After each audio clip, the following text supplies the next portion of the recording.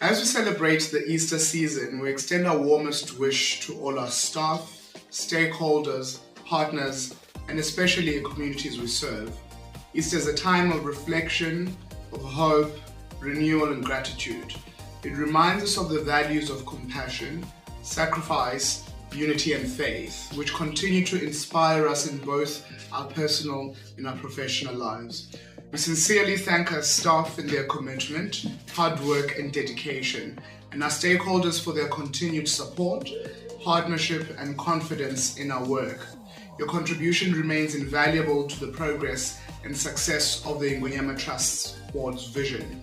May this Easter bring peace to your hearts, strengthen your spirit, and joy to your families. May it also offer an opportunity for rest, renewal, and a meaningful reflection. We further wish safe traveling to all those who will be journeying long distances to places of worship and to spend time with their loved ones during the sacred period. May your travel be merciful and may you return safely. We wish you all a blessed, peaceful, and safe Easter holiday. Thank you.